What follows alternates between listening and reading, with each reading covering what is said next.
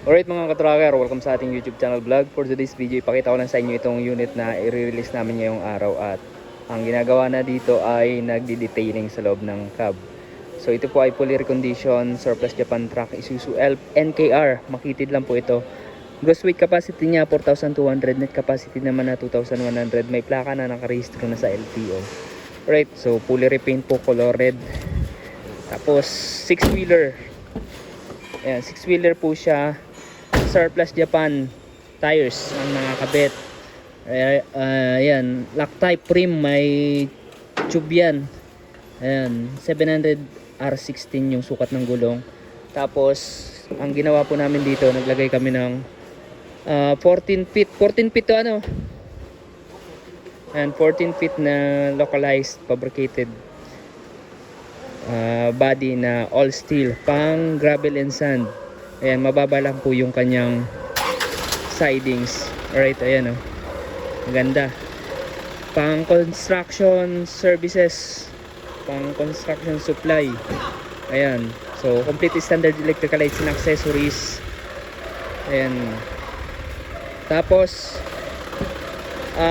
ayan, complete standard accessories. Ayan, kompleto yung loob niya. Brand new dashboard. Alright, so ayan, naka floor matting, naka upholstery yung mga upuan. 5-speed manual transmission to. Ayan, all gauges function. Ayan, diba? Tapos presyo nito mamaya sabihin ko bago matapos ng video na to. Ayan yung mga ilaw nya. Ayan, maayos. And then ang makina nito ay, so makina nya is 4HF1 mechanical engine, 4-cylinder. Tapos brand new battery na rin. Ayan, may toolbox kompleto. Ito yung likod nya. Ayan, naka-grill yung taillight. Ayan, diba? Pogi. So sa mga naghanap ng surplus Japan truck na recondition unit, so dito lang yan sa amin. So mag-inquire kayo sa ating FB page. Tapos ayan, may YouTube tayo, pwede kayong mag message doon. So ang presyo nito, nagre-range to ng 780 to ayan, 880. So depende sa actual unit na makukuha nyo. So dito naman pag kukuha kayo is as is condition, saka lang natin i-recon kapag napili nyo na. Depende sa gusto nyo pagkakagawa o pagkakayari, kung ano yung specification ng body, pang ilalim. Dagdag molye na rin to. Tapos may warranty change oil na rin yan. So yan. So yan, ilalabas na tong unit na to. Sana ay yan, sa mga interested dyan ay dito na kayo kumuha.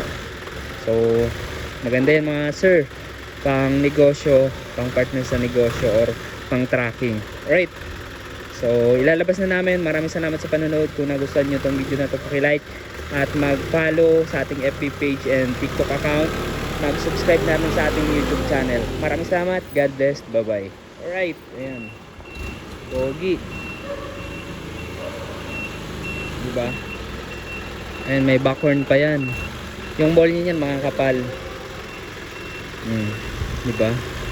Solid. So, may mga iba't iba kaming surplus Japan truck na iba-iba yung specs, iba-iba yung lakay. May 10-wheeler kami, 12-wheeler, 4-wheelers. Ayan, iba't ibang body, wing band, drop side, closed band, flatbed, self loader, mini dump. Ayan, dito lang yan sa amin. So maraming salamat. God bless. Bye bye.